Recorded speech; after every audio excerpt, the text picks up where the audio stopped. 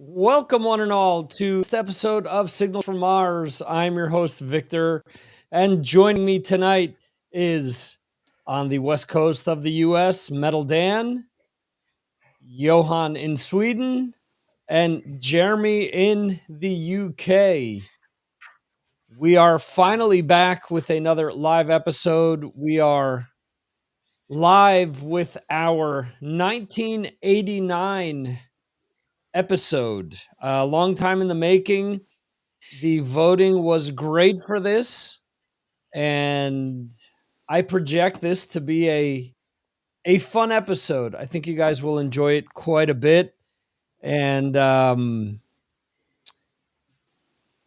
lot of voting took place. As I said, 81 albums were voted on, which is a new record for a year end or a year episode. And we're going to stick to the top 15 here. When the podcast format does come out of this episode, I will post within the show notes all 81 albums. But we'll go 15 through 11 real quickly here. And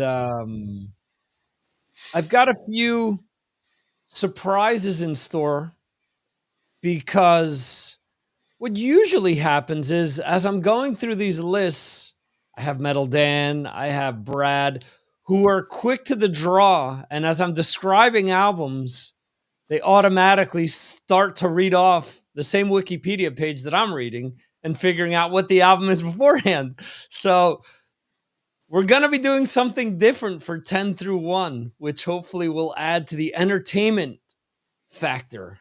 I worked on this and I've had it in my mind for a few weeks, and I hope you guys think it's cool as well. Anyway, Victor, can I Yeah. just interrupt? Sure. We have some people in the messenger chat that are looking for a way in. Ed and Brad. There seems to be some kind of problem, but I just want to let you know. Tell him, Right. Victor. Oh, go to the week before on the last Friday, and the link is there. Yeah, Chat to them. I'll paste That's it what in the group now as well.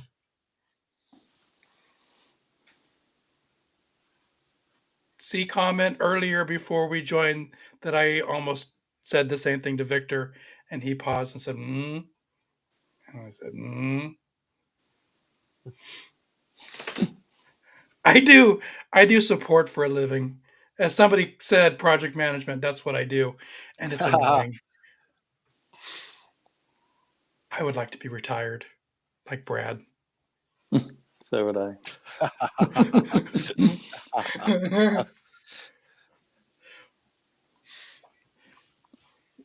I can tell Johan while we're waiting that I have the Hives tickets for later in the year. Mhm. Goal Have you seen achieved. Have Never. you seen No. it? Really great band, especially live. They're better live than on record, my opinion. I'm looking forward to it. A lot of energy. Yeah. Sure. Yeah, Mhm. that's something that we'll talk about in the coming weeks. Possible shows for the summer, because there's a lot of options for us actually here in Europe, as well as while we're in the States. So it could be interesting. Joining us is Mr. Ed, Mr. Ed. Can you hear me? We can hear you, Ed.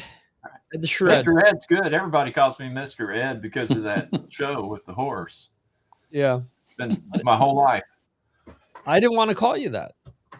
I'm You know what I'm talking about, Johan, Jeremy, Mr. Ed? Yeah. I an remember American that from my show. childhood. Yeah. No, It was sorry, a no. horse called Mr. Ed. Very, Yeah. very good-looking horse, though. very good looking horse. There you go. Excellent. I'm waiting to see if Brad joins in, because Brad has a knack for joining us right as the recording usually starts. So the editing becomes always fun on my end. Come on, Brad, if you're going to join us, let's go. I'll be right back. So Victor has been challenged this whole time of getting things synced up in the behind the scenes of what's going on, is what I've seen so far. yes, it is. It is always fun, and it's sometimes with these episodes with so many people. Luckily, there is a plugin that kind of levels everything out for us. Yeah. But Brad is playing the part of Brad. Like I said, he likes he likes for me to have challenging edits. So welcome to the show, Brad. Hey, thanks, guys. Glad to be here. What's going on with Patreon? What do you mean? What's going on with Patreon? It went down for a few minutes. I still can't get it to load. Luckily, I had it bookmarked or loaded already. Yeah, there you go. I posted the link last week. All right. There's Brad. Hey, Edgar. You're right. I'm late. Actually, I've been here for about 20 minutes, so not really late. In any event, all right. So let's kick this off. We're going to start out at 15 here, go 15 through 11, and then we'll jump on into the top 10 with all the surprises on many different levels. But anyway, this is a great dichotomy out of the 81 albums. There's a lot of different types of hard rock and metal mixed in here. So I think everyone will be pleased. I don't know that everyone will be pleased with the positioning of things, but yeah, it should be good. Anyway, kicking things off at 15 is the 1989 release from Exodus, Fabulous Disaster. At 14, an album that a lot of people voted on. It is Disney After Dark, DAD, with No Fuel for the Pilgrims. Man, that is an amazing. I think it's my favorite. Absolutely. Is it? Well, your favorite album? Of theirs, I think. Oh, of theirs. Okay. Okay. Who All right. is that again? That's DAD. good. DAD, No Fuel Out of- for the Pilgrims. Actually, this is my number one. I've not heard of this. What? Yeah. What's the band name? DAD. I think that's the hard part for them. They were called Disneyland After Dark Yep. originally, Yeah, and I Disneyland, don't of know course, them. sued them for that. So when you do searches DAD, you have to use a hyphen, D-A, stuff like that, and they can be difficult to search. In the U.S., they're not popular at all. It's difficult to search for. I can't get merchandise from them here. They're in Sweden or Norway, whatever. Denmark. Sorry, that area. Yeah, but amazing band. No disrespect. Interesting. I'll have to listen to it later. Especially if Johan thinks it's number one. Yeah, because it's especially for the name. When that album came out, it was very fresh. It felt so fresh. A Danish band that sounded kind of like AC/DC. And the songs were very melodic, and I know it felt so fresh. Absolutely my number one that year. So if you haven't heard that album, please check it out. It's great. From top Will to do. bottom, Jihad and all those songs. Yeah. They're huge in Europe. They do massive festivals. In the U.S., they can't even get any attention. And they're on the Monsters of Rock cruise this year. Cool. Next year. And the bass player only has 2 strings. True. Jesper Binzer. Yeah. Okay, cool. So, and Edgar Winterson mentioned Nuclear Assault, Handle with Care. That is on the list of 81 albums. I'll say that. So okay. Let's move on here. At 13, King's X with Gretchen Goes to Nebraska. Number 12, Kiss with Hot in the Shade. And at 11, Alice Cooper with Trash. All right. So let's get ready for let's get ready for the top 10 here. So, Number 10. any guess as to what that is? I'll play it What again. the album is? Yep. Presto. Number 10.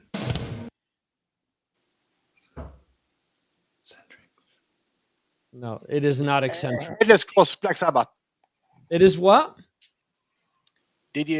Was the drums? Yeah. That was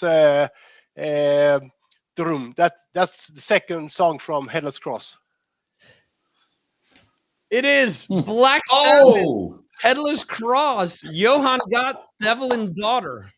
So man. Johan, Please. we need a prize for you. That was awesome. April 17th, my brother's birthday, 1989, recorded between August and November of 88, recorded in several studios, Sound Mill, Leeds, West Yorkshire, England, Woodcray Studios, Berkshire, England, Amazon Studios, Liverpool, Merseyside, England.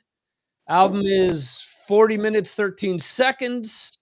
Label was IRS, just recently reissued all those IRS albums. And the producers were Tony Iommi and Cozy Powell.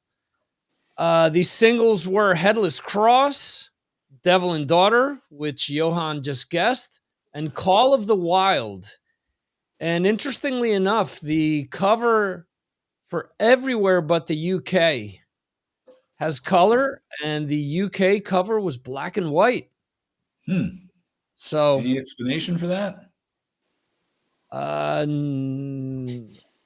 I just saw, let's see, alternate cover.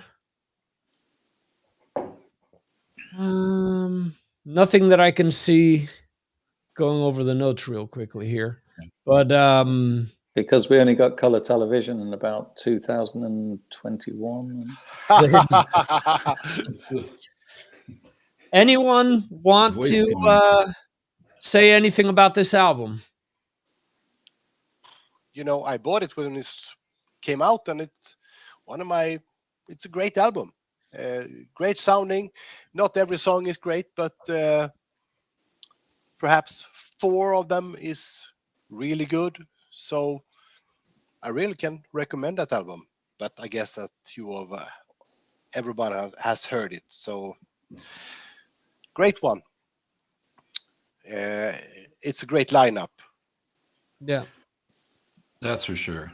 Yeah, Cozy was a good addition.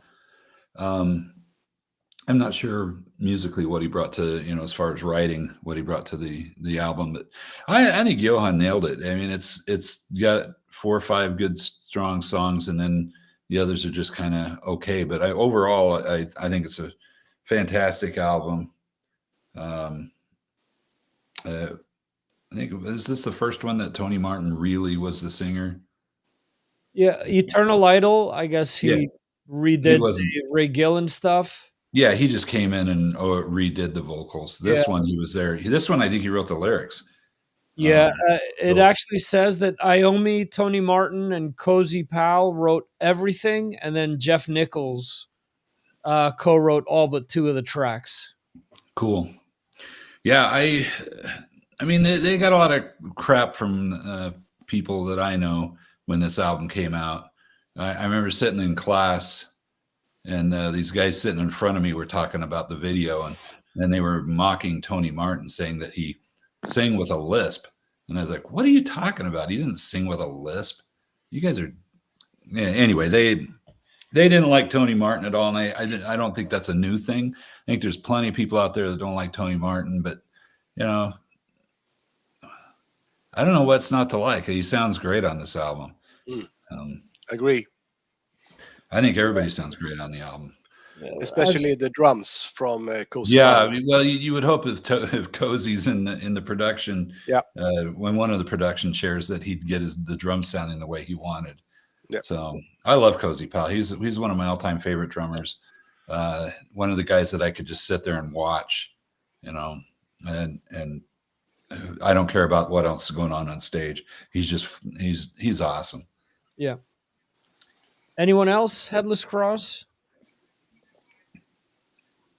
All right. Let's move on to the next one. Number 9. Wow. Any guesses on that one? They're playing in San Diego at the end of the month. What was that, Ed? Dan's going. Oh, okay. Yeah, they're playing San Diego at the end of the month, and the band is called Testament. This band that I just... Oh, you're right. At number 9? Uh-huh. Who did you say, Dan? Testament. At number 9. Testament, practice what you preach. You can I tell saw just by them- the production of it, even if you didn't recognize the song. You can tell. Man, I saw them on this tour at the country club in Reseda back in the day. I had an argument with she's my wife now. Then she was just my friend. She didn't go with me. I had to go on my own. She got mad at me for I acted badly. And so I fucked up that date. And but here we are. So that's Testament on that tour. I've seen them many times. And like I said, they're in San Diego at the end of the month, but they're not playing LA for some reason. And I should go. You should go. Ed? So 89 was a weird year for me music-wise. I've told you in the past, my parents put me into a treatment center when I was 19, and it was April of 89. And I didn't follow all their plans, so they didn't let me come back home. So I was kind of living anywhere I could. So I wasn't collecting music. And a lot of things that came out this year, I may not have heard until later. Although I do remember friends of mine having this cassette when it came out. And I think that's the way I heard it the most. But you know, it's got some good songs like Practice What You Preach. I think that the production got better, even though it's still not excellent. It was at least better than the last two.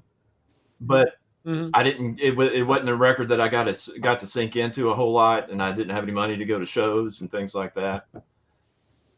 So as far as, you know, it's not as good to me as the New Order, and especially the original, the Legacy, but it was still a really good effort, and I'm sure it's got songs that they probably play to this day in concert, I'm sure.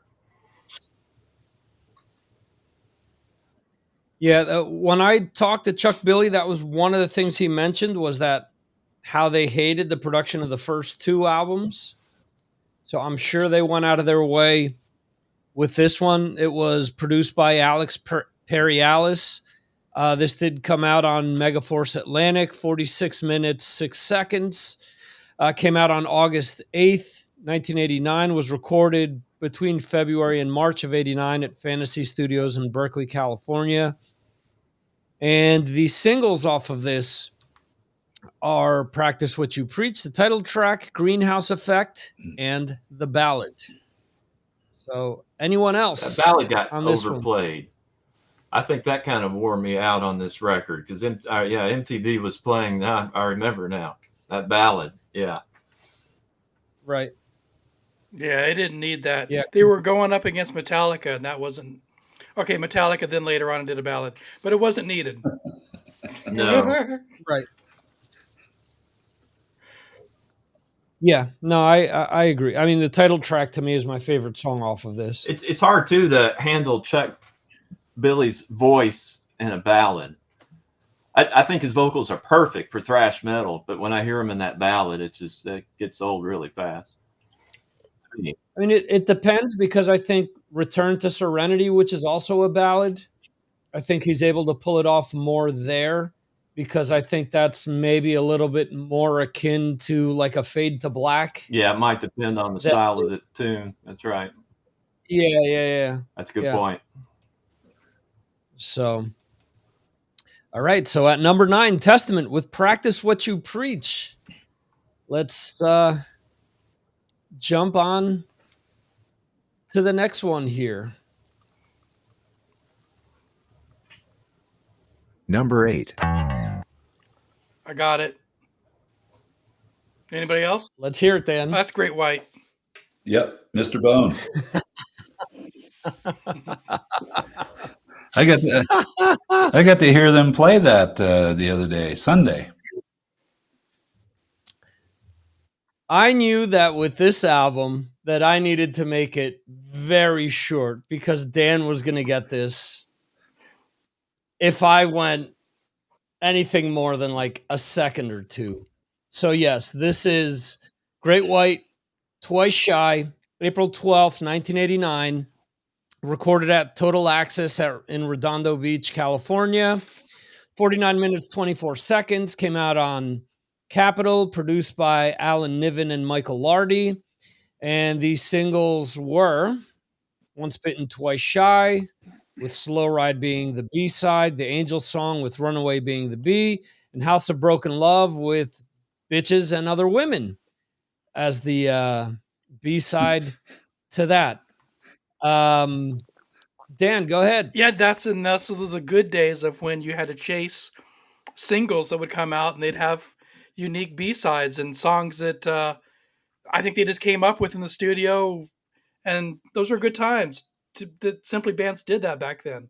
So a lot of cool, different, unique songs. Absolutely huge album at the time. Great White went out with Tesla and Kicks on that tour. Um, so you couldn't go wrong. Irvine Meadows, Packed, highlight of the summer. It was great. They were hitting it all. They weren't as bluesy yet, I don't think. Um, it was a great time.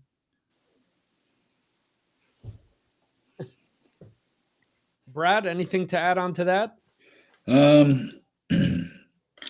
Yeah, I gotta say, like I said, I saw them Sunday. They played Mr. Bone. And I think they're sounding better now than they have in the last probably 15 years. So good for them. And yeah, this is a good album. I think this is 1989. I got my first CD player, and I think this is the second CD I got. So. Okay. Cool. All right, let's move on here. So far, we've gone from Black Sabbath to Testament to Great White, like I mentioned at the top of the show. This is going to vary quite a bit from band to band as we move up the list here. So Number 7. Up. Faith No More. Yep. Johan got it. All right. So released on June 20th, 1989. Recorded between December 88 and January 89 at Studio D in Sausalito, California. The CD and cassette version were 54:58 long, while the LP was 43:22. Came out on Slash Reprise albums or records, and the producer was Mike Wallace and Faith No More. Singles were From Out of Nowhere, Epic, Falling to Pieces, which is that intro there. Surprise You're Dead, and Edge of the World. Hmm. Johan, what do you have to say about this Well, album? first I have to say that I heard it. The first time I heard it was probably 1990 or 91 because I'm in Europe. So it was kind of like that. Great album, also very fresh. It felt new, and I did see them at Roskilde Festival '92 on this tour. Amazing. This album and the next one is masterpieces, both of them. I think. I don't know what you think, but I think that's two very different and I don't know if it was groundbreaking or not, but it was to me it was kind of melodic Okay. and a little bit rap and heavy and what do you say, the band had an image that were fun and new, very new. Yep. Yeah. That's it for me. Dan, So go ahead. I say the reason this album became as popular as it is because of the Metallica effect.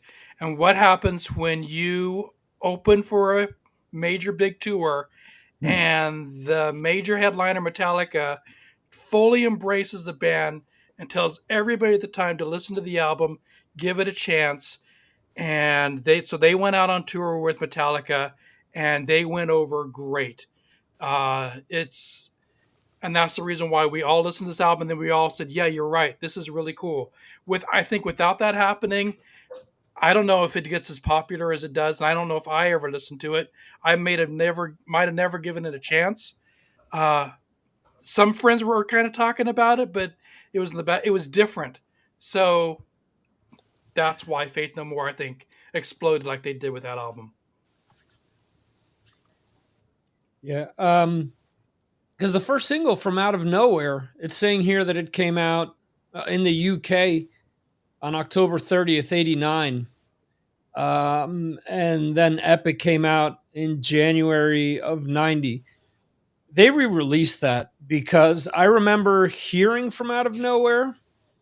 Could have been at college radio, or it may have been like once or twice on MTV. And that song got like no play at all. It wasn't until Epic came out that it started getting massive play on the radio. And I mean, Epic and Falling to Pieces were huge on US radio. So I mean, for a lot of people, it changed the landscape of things. So to answer what you said, Johan, I mean, it introduced Mike Patton to so many people, became a huge influence to a lot of people. I always felt that they kind of did a lot of things of what Anthrax was doing with imagery at one point in time with the shorts and the colors and stuff like that. But they did, I mean, their music was completely different because they were mixing aspects of, as you said, rap and melodies and funk and full on metal as well.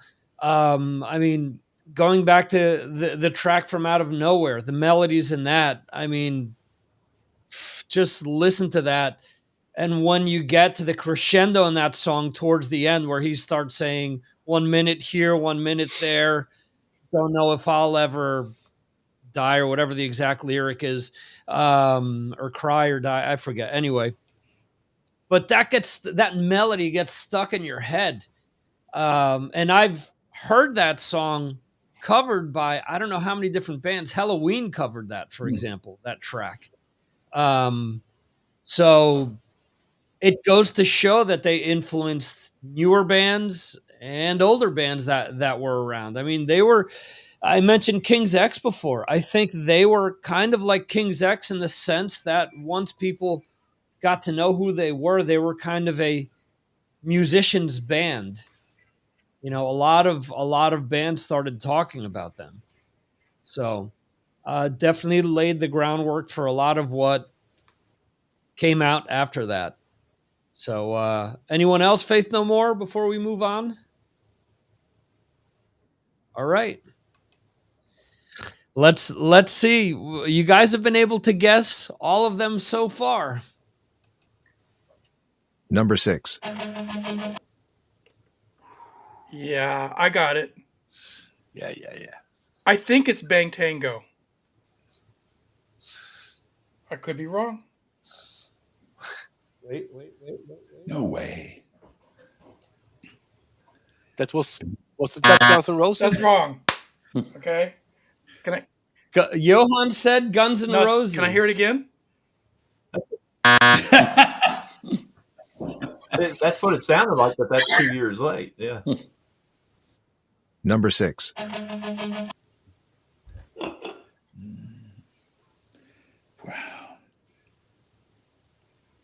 don't have it. I don't want to have silence. No. Johan was not that far from it, though. Is it Was LA? it LA, LA Guns? Guns? It's LA Guns. Jeremy Yeah. said it. Guns. LA Guns, cocked and loaded. So the album was released. Let's see if this loads for me. All right. Released in August 22nd of 1989, recorded from April to June of 89 at 1-on-1 in North Hollywood, California, and Music Grinder, Hollywood, California, and Conway, Hollywood, California. 54 minutes, 24 seconds. Released on Vertigo, was released on Mercury in the US, if I'm not mistaken. Producers are Dwayne Barron, excuse me, John Purdell, and Tom Werman. The singles off of this are Rip and Tear, Never Enough, and The Ballad of Jane. This is their biggest charting success. I will still remember that I gave Melanie Strecco a 90-minute cassette, a Maxell 90-minute cassette, and on one side she recorded the first LA Guns album for me, and on the second side she recorded this album for me. This is a lot more polished than the first one, and the big hit off of this is Ballad of Jane. And I remember going back into this before revisiting a lot of these albums and thinking, yeah, I'm not going to pick an album with one of these wonky ballads that I don't care for. And going back and listening to it and thinking, fuck, I really like this song. I really like this other song. I really like this other song. Thinking about how, you know, Tracy Gunn's playing on this was so heavily influenced by Randy Rhoads playing, and thinking about, okay, taking away that one ballad that I don't really care for, this isn't a bad album after all. So it is our number 6. Anyone else want to mention something about it? Jeremy? Jeremy? No, not really. I'm not a massive fan of it, to be honest. So I'll leave you Okay. guys to speak about it. They worked and worked. They did supports for Maiden. They supported everybody. They went out. And then Ballad of Jane comes along, and it's a hit. This is the time of when ballads do a lot. Probably White Testament maybe did what they did. And it launched them into headlining. So they headlined the local Irvine Meadows, and here they were, 15,000 seats.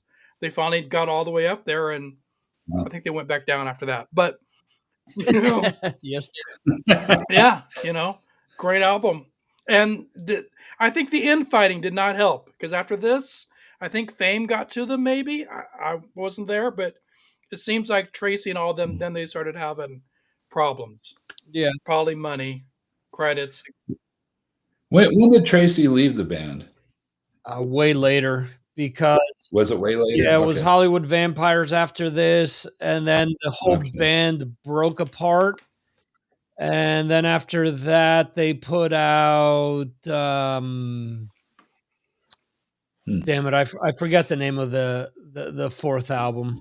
But that Okay. album was like pieced together. Some of the tracks have a drum machine on it. Some of it has, then after that, actually Phil Lewis left. Yeah. Then Okay. they kind of got back together again, and then Tracy left, and it was a whole big thing. And it's funny because the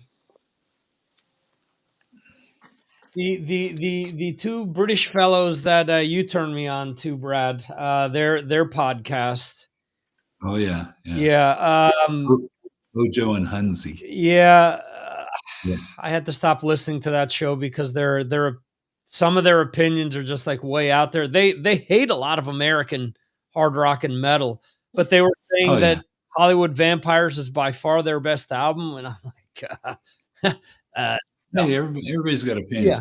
You know what's funny is their show this week. They both accidentally picked the same album, and it's that Faith No More album that we talked about. Is it? What are the odds? Yeah. Well, they also my tipping point was them crapping all over Metallica's Injustice for All. So I was like, all right, I'm Okay. done. They called it Boredom for All or something like that. So I'm like, all right, I'm done. Ooh. Goodbye. Yeah, I have a quick question for Johan. Johan, LA Guns, did they make any noise No. over there in Sweden? No, not really. Sorry. It doesn't sound like they made much noise in Manchester. Not either. really. So No, I mean, I think that they're here again based on the popularity of what a lot of the American voters voted for. yeah, All right, cool. let's move on to the next one. Number 5.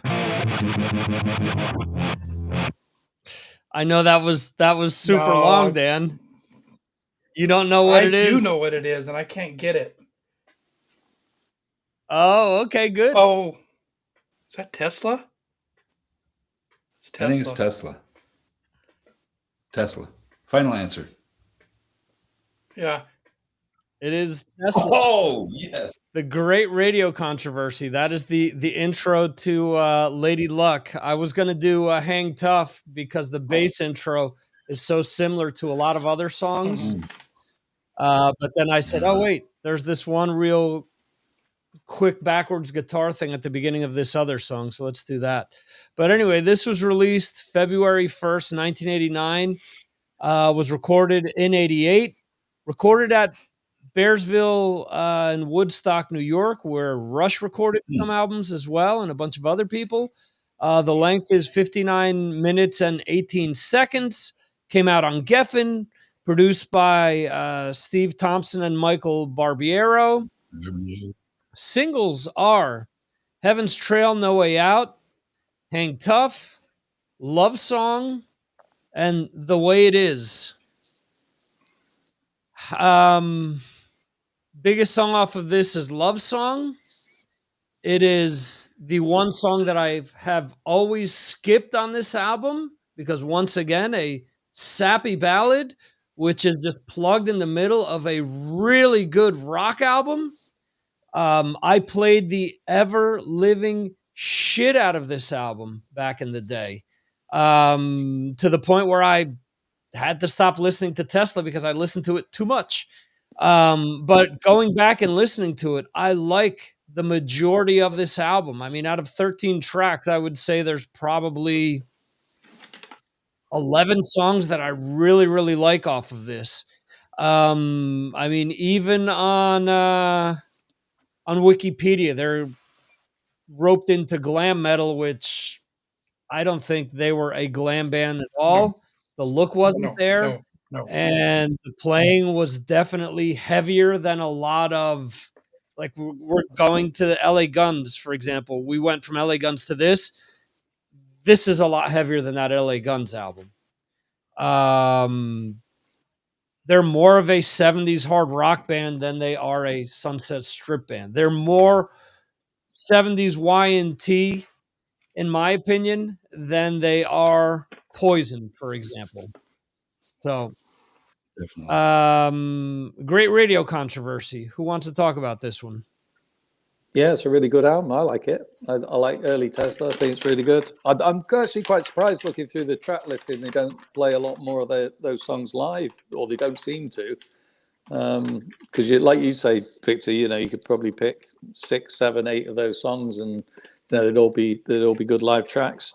But yeah, I really like early Tesla. Really good band, and I like this album. It's really good. Yeah, as dumb as the Rock and Roll Hall of Fame is here in America, Tesla should deserve it for their catalog. As you say, there's so many great songs off this album, and they have a catalog, so they can't play them all off this one. But we all played this album all over and over back when this came out. They went on tour, like I said, with Great White and Kix, and huge. Yeah. Johan, Tesla make any noise in Sweden? No, again. Sorry. Actually, no. I don't think they ever played Sweden rock. They play. I mean, every band played there, but no, Tesla. I remember them from MTV, the US version, but I don't know. Yeah. Not for me. Okay. I think this is a great album. I think it maybe, looking back as I listened to it with the other albums, it's a little slickly produced. I think those songs could benefit from a little bit harder edge on the sound. But they're great songs. And other than, like Victor said, Love Song, I'd be okay if I never heard that song again. Was Ever. a song that I was asked to play when auditioning for a cover band. Oh no. And I said, "Are you fucking kidding me? I hate this song." I said, "Okay, I'll do it." Yeah, there you go. You're a pro. I played it, but I was like, no. Just seriously, we can't pick anything else. Well, we could do this or Signs. I'm like, do I want? Well, that's equally as bad. Do I want to put a 45 to my head or a 38? That's what you're asking me.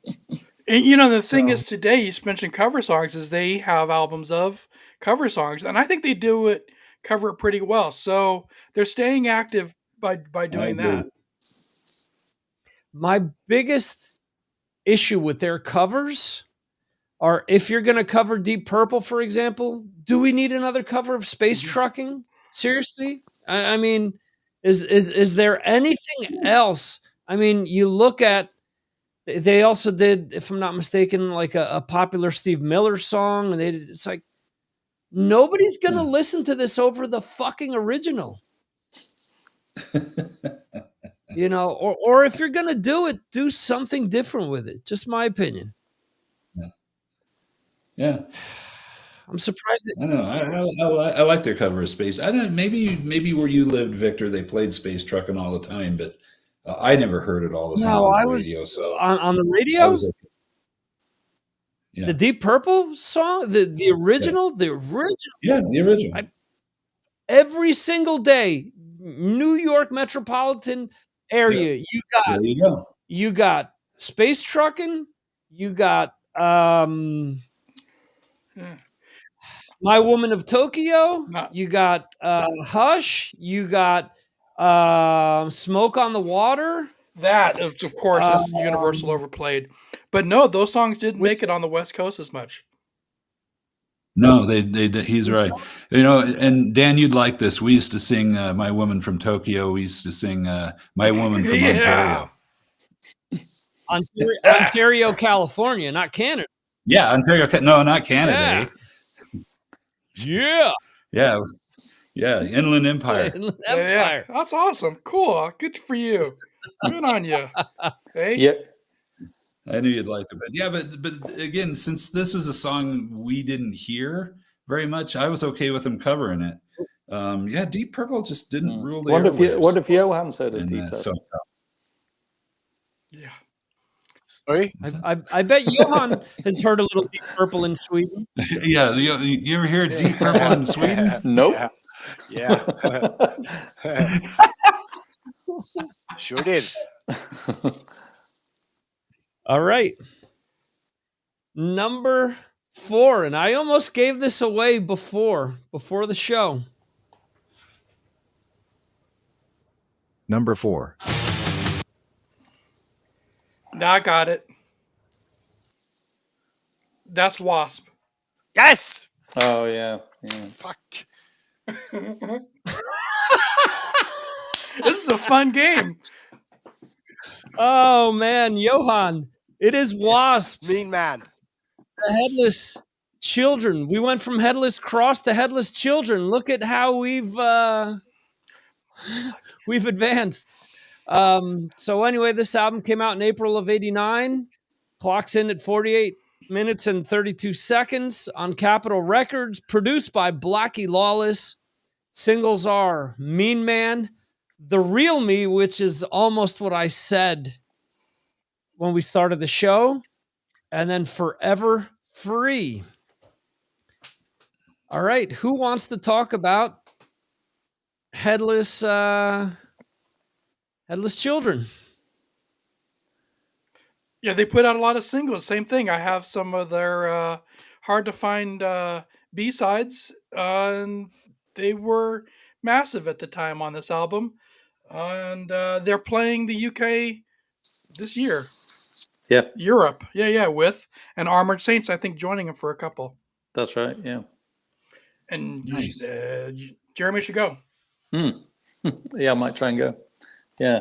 I actually listened to this album today and I really enjoyed it. I don't think I've listened to this one as much as some of the others because the other ones have got more of their sort of hit singles on, the ones that sort of really, really made it. And I enjoyed it. I thought it was good. I think, once you turn up Wasp nice and loud, they're a good band. They really get you. Thought it was good.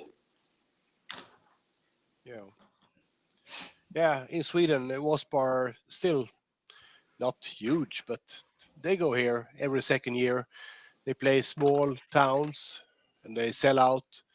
They played here in 98 perhaps, and I got the honor to hang out with the whole band for a whole day. Wasp are, they have in Sweden, Wasp are very famous because they were on a big television show in 1984 when they released their debut album and they toured here. And the shocking of the stage performance were so spectacular. So the Swedish state TV made a big thing about it. So they have to thank the Swedish TV for being so big here in Sweden, and they still are. So they can go here and play sold out shows, even though it's clubs, but it's good for them. Yeah. Even though it's a lot of backing tracks nowadays. Yes. Thank you. Brad, anything on this No, one? I got nothing here. Sorry. Okay. Backing tracks be damned. They sound good live, probably because they have it. If they need it, it's near the end probably. So why not go and do it? Seen him twice now recently. So I just good to, I guess, at Blackie's. I mean, he has a reputation of being difficult and a jerk for some people, but whatever. He's a legend. And, he's pissed off some people, but yeah, he made his own path. Chris Holmes doesn't like him, whatever. Money. I think that Blackie was kind of a gentleman. Chris Holmes was Drunk. he was crazy. He that was Still is. that man. I remember him very well. It was very hard to be a sober person around him and to try to no, don't go there, don't go there, don't go there, don't do that. Big guy, You're like a 2-year-old. very. Yeah, he's like 6'7", I think. That was a good and very fun Saturday. It's got to be difficult to be in a band with people, and if the other guy's crazy, how do you deal with that day in, day out? And then back in those days, it was on a bus. You didn't fly in and fly out. You were stuck with each other. Yeah, so bad shit's gonna happen. Bad vibes are gonna happen, I guess. Yeah, if you guys listen to a recent episode of Decibel Geek where they're talking about the Rockin' Pod Expo, Courtney Cronin is talking about, I think, the Monsters of Rock cruise where Chris Holmes was on it, and she tells a pretty interesting story about him. We'll have to check that out. Actually, I thought it was fairly humorous. It was hilarious. So, Thanks all for right. that tip. I'll check it out. Yep, Decibel There Geek. you go. I have I'll buy a that. Chris Holmes. I mean, I was working as a chef and as There you a, go. I had tried to take care of them that day here in Ljungby, Sweden. And Chris Holmes put on a robber's mask, and he ran out on the parking lot and chased normal citizens here in my hometown of Sweden just for fun. And that's the truth. And that's a very special thing to do for a grown-up man. Yep. Now, do you think he would remember that he did that today? No, Nope. no, because here in Sweden we had a strict policy against marijuana, and the band didn't have that same policy. So it was in the 90s here it was, as I said, a strange day and a very fun day. Nothing bad happened, but that memory lives on forever. Great story. Cool. Great story, Johan. Ed, any Wasp stories? No, I love their first two records to this day. Still love to listen to them, but by this time I wasn't paying attention. And in the last few years with iTunes, now that I can go back and listen to everything easily, I put their entire catalog in my library, and I've just not really heard anything that interests me that much. And it's kind of depressing because I want to like it.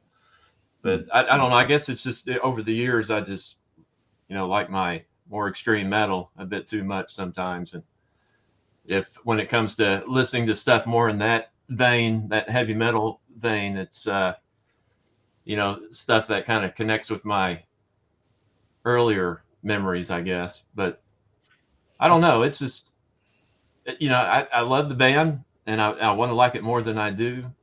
But it's just kind of a casual listen to me besides their first two records.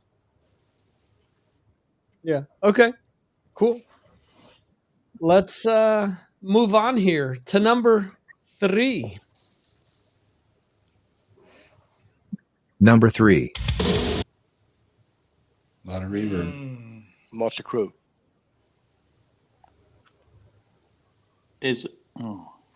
Whoa. Motley Crue. Johan got it.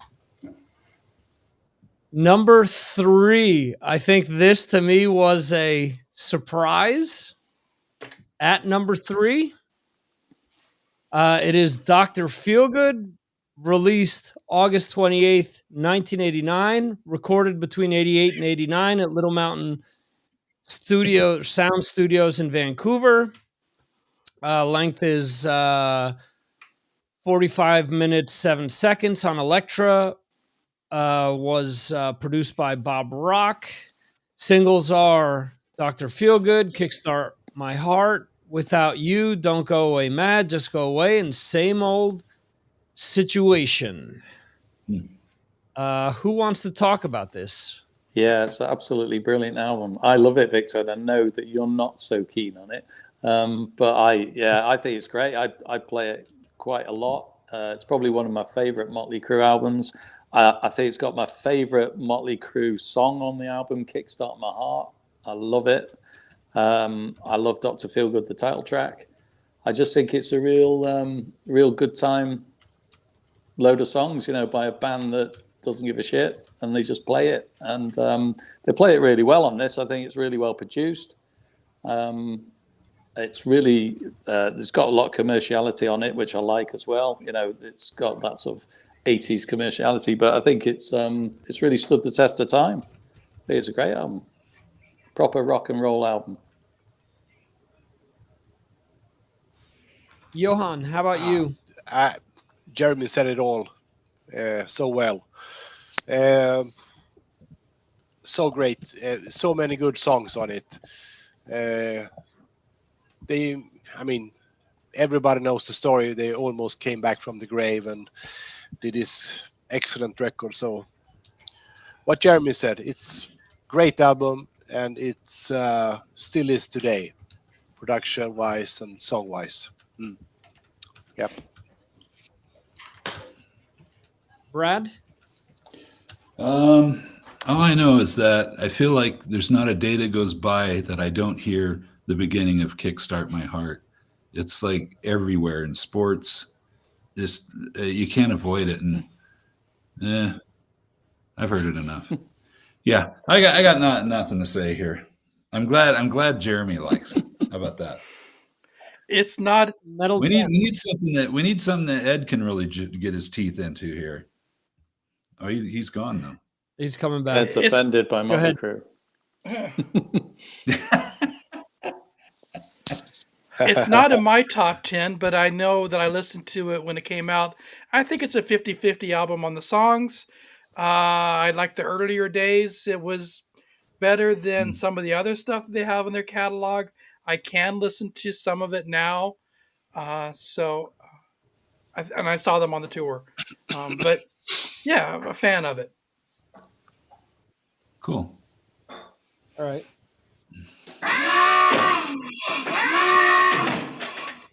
Okay, so I like this album when it came out,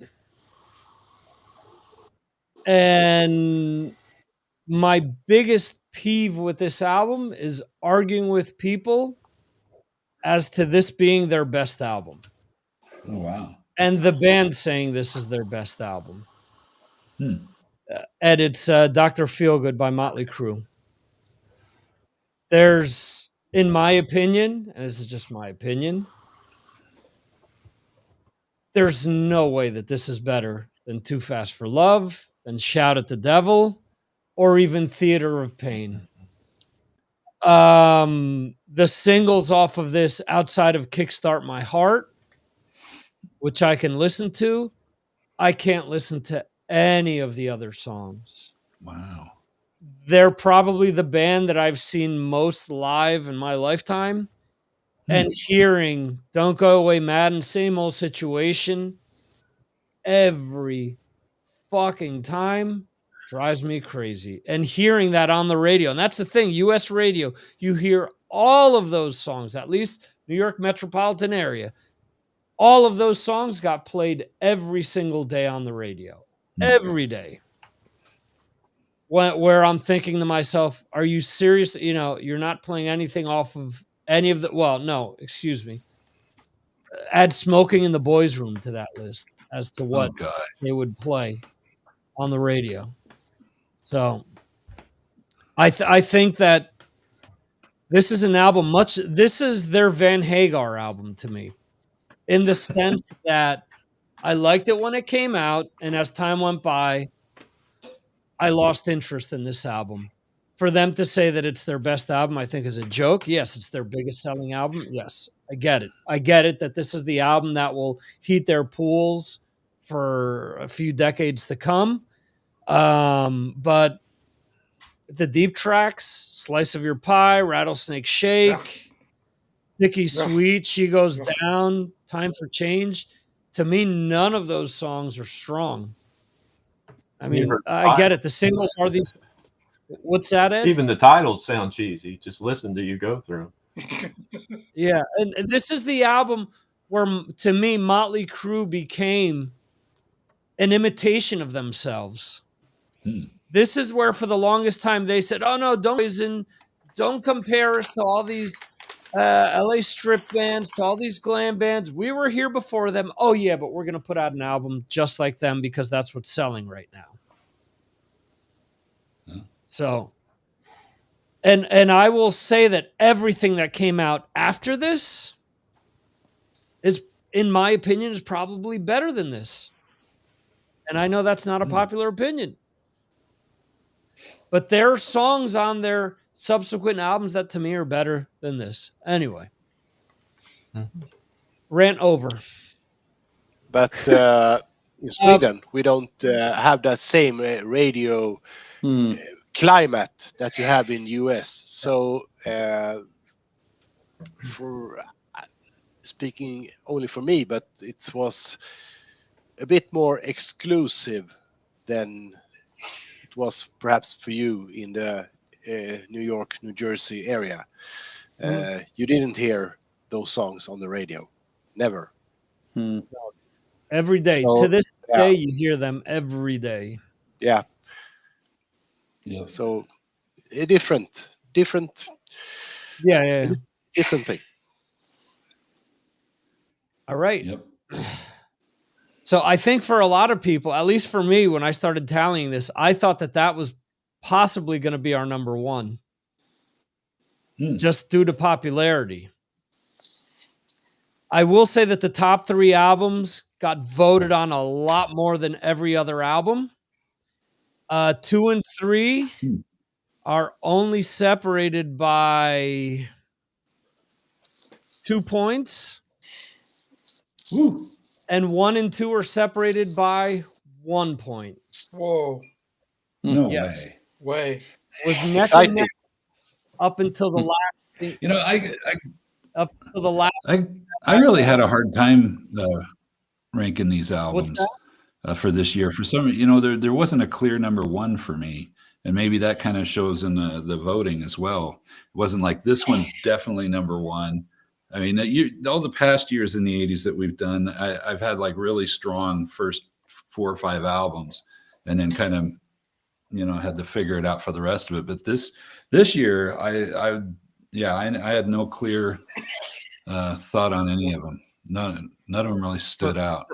So I'm curious to hear number 2 and 3, or 2 and 1, excuse me, because that was 3, right? Yeah, that was 3. For me, I would say that there were some clear-cut favorites. But anyway, all right. So number 2. Number 2.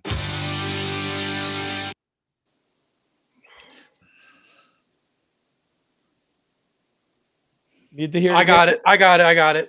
You got it? Yeah, it's Skid Row. It is indeed Skid Row. Ooh. I heard a bunch of those songs last week too. Released January 24th, 1989, recorded in 88, recorded at Royal Recorders, Lake Geneva, Wisconsin.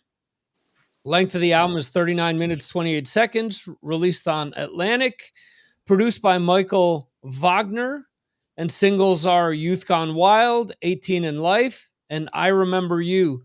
Johan, just so you know, all of these songs are on U.S. radio, and this is a band from my home state of New Jersey, outside of Sebastian Bach, who is from Ontario, Canada.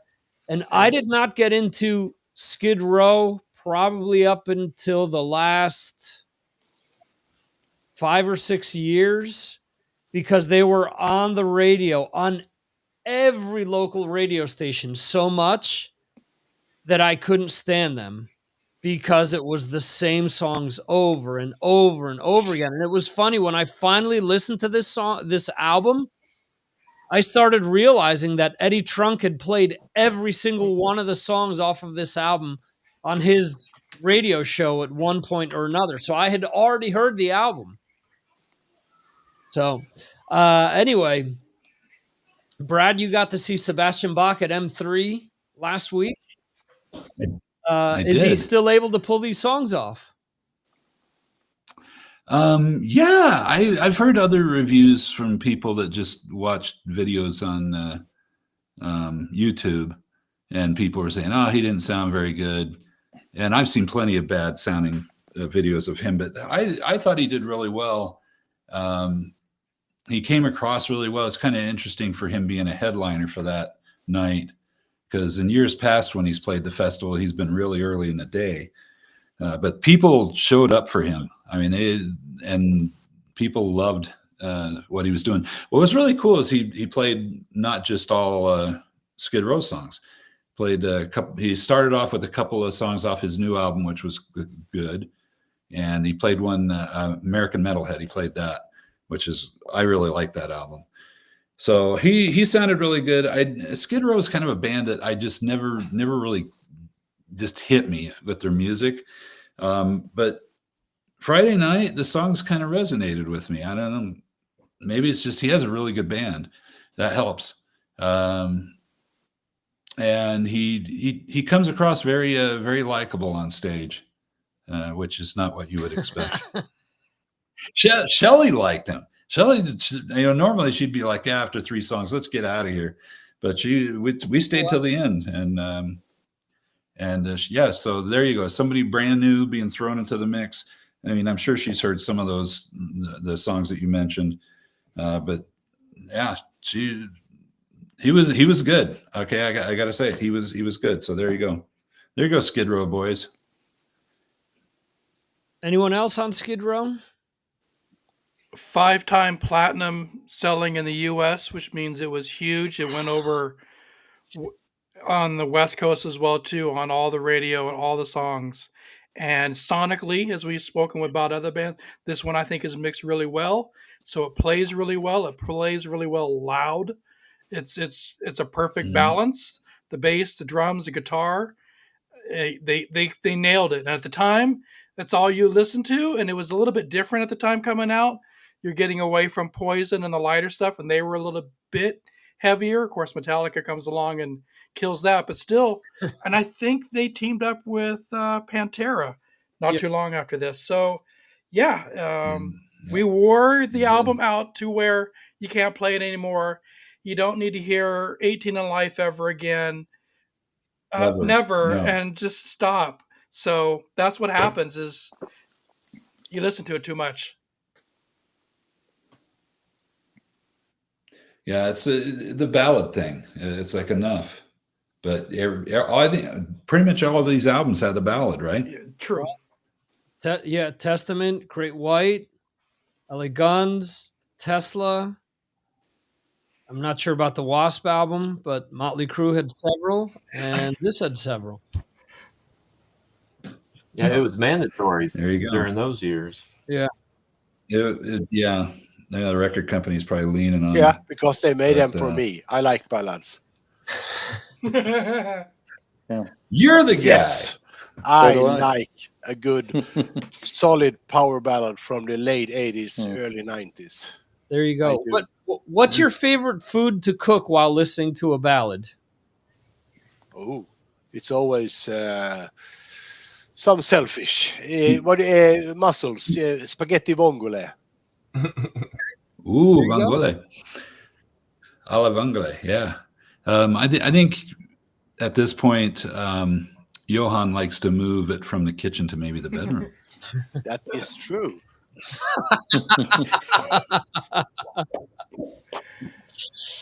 Oh man! All right, There's another show right there, Victor. What's your go-to song in the bedroom? there you go. Top 10 bedroom songs. Could be a topic for the future. Talk about that Yeah. Slayer bone again. I'm sorry. Sometimes you got to itch your Slayer bone. Wait. Where'd that go? Tickle my Slayer bone. Come on. Or Tickle. I love having my Slayer bone tickled. Rock and roll. That's it. That's it. all right, so let's recap this real quick. At 10, Black Sabbath, The Headless Cross. At 9, Testament with Practice What You Preach. At 8, Great White with Twice Bitten. At 7, Faith No More with The Real Thing. At 6, LA Guns Cocked and Loaded. At 5, Tesla with The Great Radio Controversy. At 4, Wasp with The Headless Children. At 3, Motley Crue with Dr. Feelgood. At 2, Skid Row with their self-titled debut album. Any guesses as to what number 1 is, or you guys just want me to go with the I think I know. Well, I can say Sodom. what it. I know. Sodom. Great. Agent Orange. No, Yeah. Jeremy? The Cult. Metal Dan? Ooh. It's not Lizzie Borden. Brad? Ooh. I don't know what the number 1 is, but it's not mine. Brad? It's not Badlands. I'm looking at my list here, and I don't. It's not Leatherwolf. I don't know. Because y'all, that's a West No, Coast thing. Not Leatherwolf. Ed? Any guesses? It's not Accept. Sepultura? No. Yes. Yes. There you Yes. It's not. What could I get that lucky tonight? It's not Dirty Looks. All right. So Johan, it should be Rush. Presto. Right? It's not. Presto. Rush. It's not their greatest album. Number 1. Oh, wait. Where's the sound? Number 1. Oh, you got to be shitting me. All right, hold on. Let me fix Hum this. it. Hum it if you know it, Victor. It's Steve Stevens. Atomic Playboy. Atomic Playboys. Do, do, do, do, do, do, do, do, do. No, it is not. I bet Dan has some paranormal. Oh, why isn't this working? party stories. All right, hold on. Yeah, I do. I knew it. Da, da, da, da, da. I wish I could have seen Nothing more like here. technical I got lucky. difficulties on the air. So It's not. It's not Annihilator, which is almost a perfect album. That's Until on you my really- list. It's not. Oh, Blue Murder. It's Oh. not Badlands. It's got to be the Cult, sure. Udo.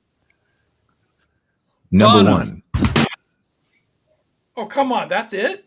Ooh, All you're going to that was give us? quick. that's all I'm going to give you guys. I've been hearing this in my head for Is that weeks. Badlands? That's Badlands. Badlands. Badlands. Yeah. Badlands. Must be.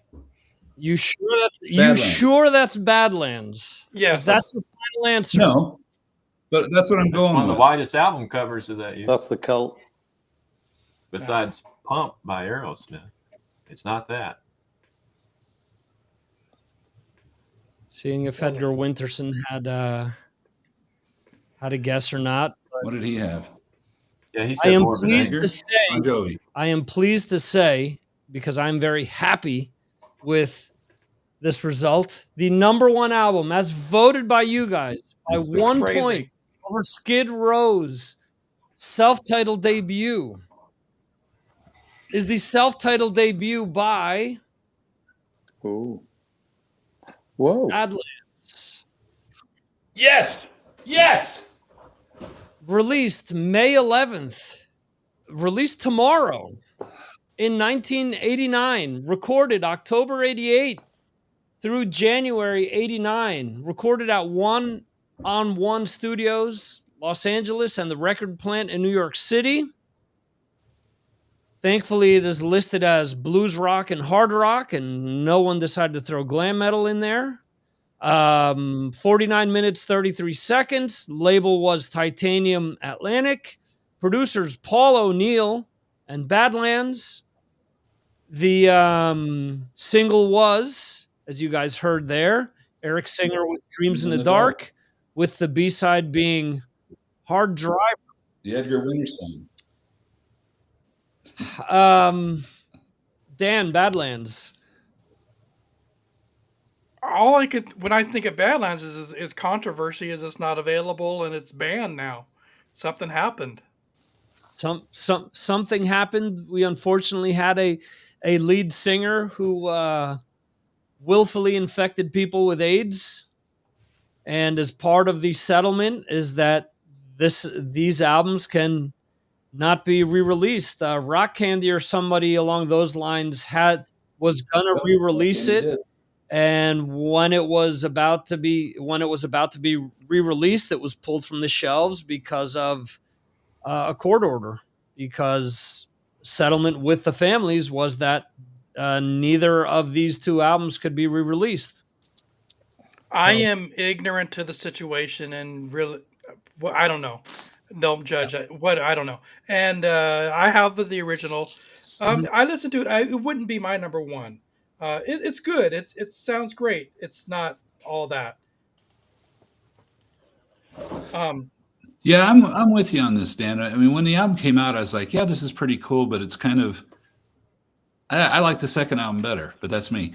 But I still think this is just a great album performance wise. I mean, Jakey Lee was just tearing it up, and you say what you want about Ray and his escapades. He was an incredible vocalist. I mean, really just unbelievable how good he was. So, and I got to say the bass playing on these Badlands albums is just fantastic. I mean, it's good old just jamming out and not just following the guitar player. And Greg Chason, or whatever his name Chason. is. Yep. Chason. Yeah, he does a great job. It's a good sounding album. But it didn't fit into any of the niche of this year either. I mean, there was not a single band doing what these guys were doing. These guys absolutely did not chase what was going on at the time. No ballad that would fit into any of these other albums. So I got to give them credit for that. They did their own thing. Probably paid a price commercially for it. I don't know that they ever really headlined any decent shows or anything like that. But I never got to see them. Dan, you ever get to see them? If I did, I don't recall it. It's not in my memory. Wow. Okay. Yeah, I would have loved to have seen them. But anyway, I think it's a great album. I gotta say, it was number 2 on my list. So there you go. Anyone else? Badlands? Oh, and if you want to hear it, if you can't buy it, can't stream it, you can hear it on yargmetal.com. So I have right. a question. Go ahead. So I didn't hear this album until probably the last 10 to 20 years. If I even did hear some of it, I don't know how I did, because as you said, it's not available to buy or stream. But this is more like a bluesy hard rock band, correct? Yes, correct. And so what were Jake's solos like on this album compared to what he did in Ozzy? His tone is just incredibly raw, just like guitar plugged straight into the amp and just burning. I mean, he's just blistering. It's in fact, everybody, the drums, Eric Singer's playing drums on this one. Everything is just, these guys are just rocking and just playing. It's kind of like good old Humble Pie kind of thing, where the guys are just really putting their soul into every note of the song. So are his solos more like a bluesy rock bass solo and less shredding? Yeah, I would think to fit the music. Still, but they're still shred a bit. Yeah, tone wise, it's nothing like what he did with Ozzy. But I mean, you're crossing like Jake's fiery solos with, and I don't want to say a Stevie Ray Vaughan sound because it isn't as clean as Stevie. No. But there's still a lot of like fire and oomph to it. This was my number 1. I have no problem admitting it. I absolutely love this album. I like the second album more, but I think this is a masterpiece, because you listen to Jake's soloing with Eric's playing and with Greg Chason's bass playing behind it. I mean, they're going in three completely different directions, and it all works. Like, Greg Chason isn't doubling Jake. Greg Chason playing walking bass. He's doing a lot of different, like, complicated patterns under. And he's got his own bass tone too. Johan, you got this album? No, I haven't. I only have heard 1 or 2 songs of it, so I can't really comment on it. As a bass player, you'd have to love this stuff. The guy's great tone and a great playing, and it's just I'm kind of now want to make this my number one, Victor. Too late. You've convinced Too me. late. We all made it number one.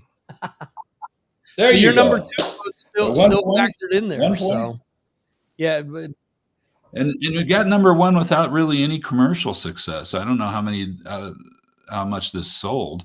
Probably didn't go platinum, did it? I think it went Maybe gold. went I think gold? the album did go gold. Yeah.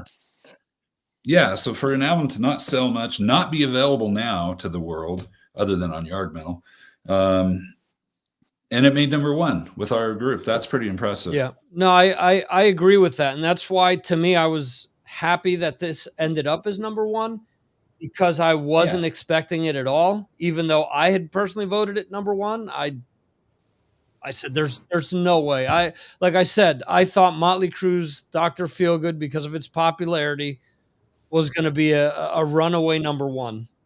I said there's no way. And as I'm tallying things up, I'm like, shit, a lot of the top 10 is a lot of things that I voted for. So for the first time, there's a lot of stuff in here that I really enjoy. I mean, honestly, outside of 3 albums that didn't make my top 10, the rest are kind of in there.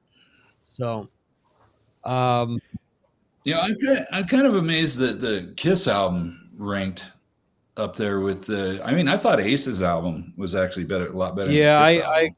I agree with that as well. I think to me, Trouble Walking is Ace's strongest solo album. That's exactly what I was going to say. God, Victor, we're Hot, too much. Hot in the Shade is hot in the shit. I mean, it's one of their worst albums, but it just shows the popularity of the brand and the logo. I mean, the album is just a bunch of demos. It's, it's got a ton of ghost players and drum machines on it, and they recorded in the same studio that Appetite for Destruction was recorded in, just to see if they could get their own Appetite out of there. I mean, it's just the whole ridiculousness of them chasing fads and trying to be popular. So hey, I got to throw one out there for Dan. Dan, did Lord Tracy make your top 10? I love Lord Tracy. I still listen to them today. They didn't make my top 10, but let me tell you, Lords of Babylon, they toured with Ace and they broke in the US because of that, in my opinion. And they have live album on streaming, and I listen to it, and I still want to see them now. I saw them back then, and I want to see them today. They still hold up, and I miss them. The singer is amazing. The bass player is amazing. What a band! Let's go to Texas, because that's where they play, and I'm probably going to have to get on the plane when they finally do it again, because they've done it like 2 years ago. I want to say they put a show together, and it's like, I got to go. One of these times, I got to make the effort. I'll meet you there. Johan, you ever heard of Lord Tracy? No. It's a fun album. Never. Jeremy? Nope. No. Jeremy, Lord Lord Tracy? Tracy, for those that don't know, features Terry Glaze, the original lead singer of Pantera. But Mm-hmm. yeah, Really? so that's I have that album in my collection. Yeah, and Phil does it better. But yeah, that's how he broke it. But let's screw that. Lord Tracy, he's got a great thing in that band. There's enough albums. I wish they made more. That album, that Lord, not that. Yes. Lord Tracy is on the list. People voted for that album. So yeah, it's a perfect album. I missed it, Brad. I missed it. I screwed up. That's all right. So I'm going to challenge everybody here who hasn't listened to this album, Deaf Gods of Babylon. Listen to it. I mean, it covers a lot of territory. They kind of remind me of what an old Swedish band would do. They kind of trying to spread the music around to touch all different kinds of areas, rather than just every song's kind of the same. But it's all good. It's a really, really good, solid album. Deaf Gods of Babylon, Lord Tracy. They're a tight They're a tight playing band, but they like to screw around and play, kind of like what Metallica does, and they don't take themselves so seriously. And they're that background squeal thing, that ooh ah thing. I can't do it. Is Yeah, damn, it's so good. I've listened to it over and over, and I haven't really gotten tired of it. That live thing. Okay. There you go. There you go. Edgar, if you're still there, listen to that album. Deaf Gods of Babylon. I Road could Tracing. Listen to it. I would geek out Oh, with you good, on that Edgar. album. That's amazing. We'd have a good time talking about that. Yeah. Yeah. Yeah, I love that album. Cool. Okay. Boy, we hijacked this, didn't we? Should have been my number one. I fucked up. Like I missed Kicks that one year. Yeah. See that? Oh, You're kicking yourself about that, huh? Yeah. All right, cool. Yeah. So I do want to thank everyone who voted for this 1989 special. Like I said, great turnout. Great turnout of the list. A lot of good music came out this year. The full list will be posted up on signalsfrommars.com when the podcast audio version is released, so you guys can see where your picks ended up. A lot of great music. But there you go, Brad trying to do his Dio with the lasers. In any event, again, thank you guys for listening.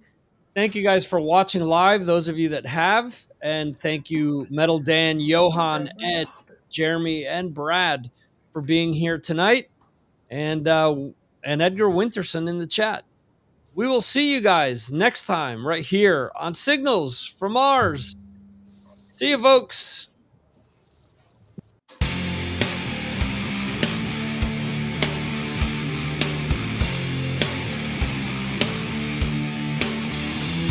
Thank you for watching the Signals from Mars live stream. You can watch the show live on YouTube, Facebook, Twitter, and Twitch, or check out replays on YouTube. Go to signalsfrommars.com for more information.